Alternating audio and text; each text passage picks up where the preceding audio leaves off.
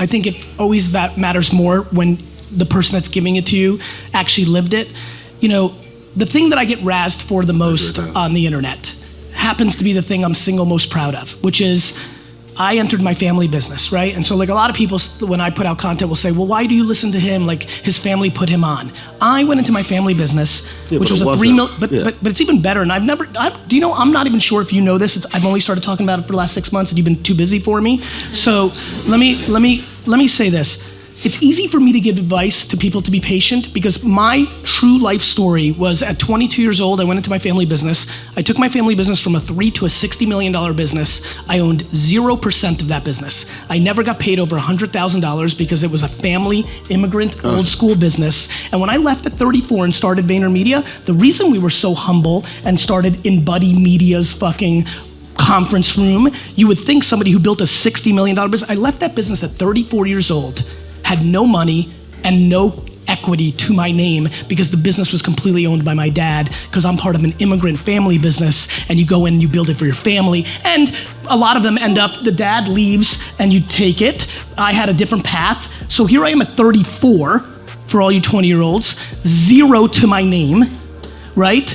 Never got paid $100,000 a year and had the chip on my shoulder that I actually built something from 3 to 60, I built it and left with nothing. That's so, you know, like, so I started. Say you loved your parents, though. I love them. Okay. But it's still, you know, no, but Michael, it's important. Like, that's the best thing I ever did. I paid them back for all the amazing things they did. That feels real whole for me. But, you know, like people are just so impatient. I'd only started it then. And I had to grind then, and I had to scratch then. And I've done a whole lot in 8 years because I learned a lot in those years that I was running. You could do a lot more of your stuff. You know, stuff happens later in people. When did you start really getting like? Late 30s, man. Yeah. It's not tomorrow. Yeah. And it's the late 30s on the experience of 20 years or 15, 18 years of good execution, right? And then you could start saying obnoxious shit like $10 million isn't meaningful money.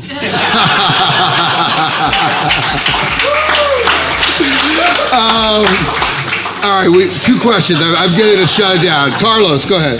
Gary, speak about value of mentorship. You know, look, you mean from the perspective of being a mentor or having one? Having one. You talk a lot about A, B, and C players. What's it going to take for someone to go from being DC up to A? Look, I think everybody does it different, right? Like, I will tell you flat out, I've never had a mentor, not even my dad, right? Like, I'm an inside guy. I'm in my own shit, but I don't think that's cool. I don't think I think it's a flaw, if you want to be frank. Every time I've been open to hear shit, I'm like, oh, that helped me. And like, it's just not my natural being. I think the value of mentorship actually has much more, Carlos, to do with the individual, right? Like I've watched you from afar for a while and you pick up things from other people and you've got like, everybody's different. I think the key is self-awareness. The key here is self-awareness. Who the fuck are you and how do you learn? I knew how I wanted to buy the New York Jets. It was by buying nostalgic brands and flipping them. I knew that I had to eat shit for 10 to 20 years of running an agency to learn all this shit. Now I know what to do, but 10 years ago, my thesis was right. I could have gotten a capital, I could have done it, but I didn't know. The way I learn is by bleeding. We talked about trying to get you to buy mug root beer. That's right. That's how I learn. I need to taste. So I don't need a mentor because somebody telling me something is why I got D's and F's. I need to just go in and taste. Other people really get value out of mentors. I watch people, I give them one piece of advice, I'm like, how the fuck did they run with that shit and do all, you know? So I think self-aware, if I could give everybody here, besides health, it's self-awareness. Because once you have that unlock and you stop bullshitting yourself of what you want to be versus who you actually are, shit starts changing.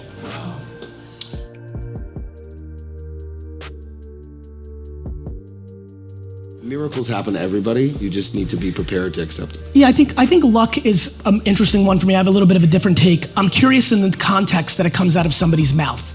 So I believe in chance and all these many things and luck, what have you. But I think that most of the time when somebody spits that word, it's because they're not in a happy place with themselves and they're trying to justify why somebody else got something. We very much struggle with responsibility and taking on responsibility, and we like to pass it on to somebody else.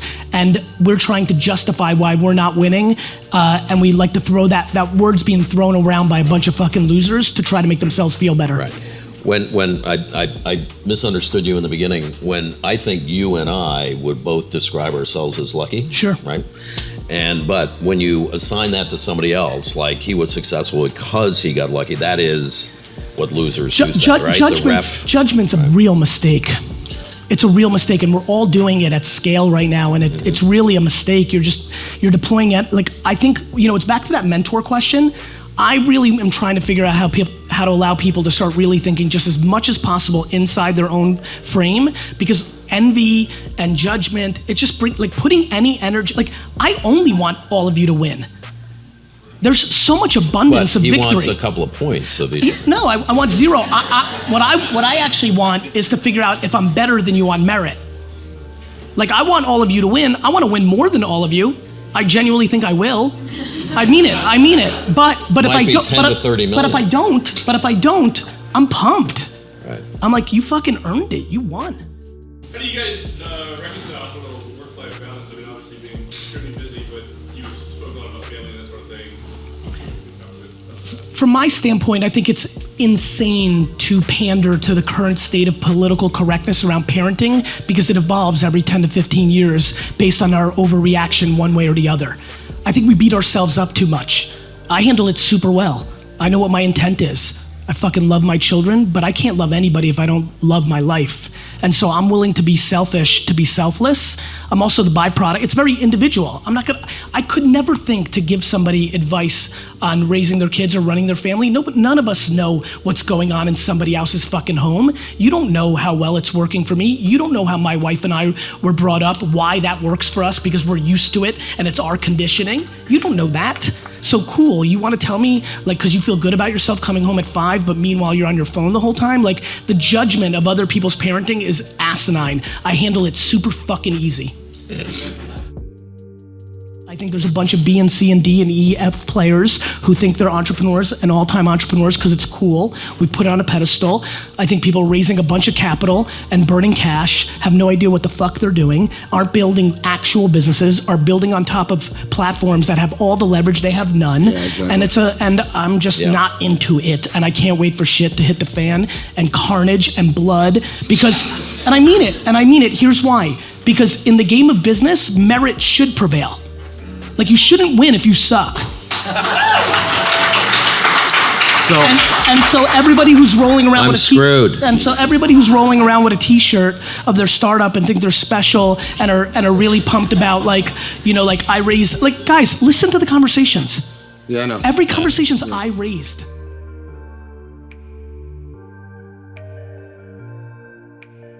It's unbelievable how unemotional I am about business. For all my energy and everything that you think about, I'm completely numb to it all. If somebody screws me or this and that, or I lose, or it's just, I think the detachment is such a variable into why it works for me. It's just, I don't feel it that way. I think it's the cost of entry to play this game. And that's why I think there's so many fake entrepreneurs right now and why I'm nervous. An entrepreneur likes getting punched in the mouth. And that's a very different mindset. Yeah. Something I've been spending a lot of time on is just stop judging yourself. Everybody else is doing it for you already. I mean it. You need to get past that part. If you're not in that right place, you got no fucking shot. You can listen to advice all fucking day. You've got to stop judging yourself. Everybody else sucks at shit too.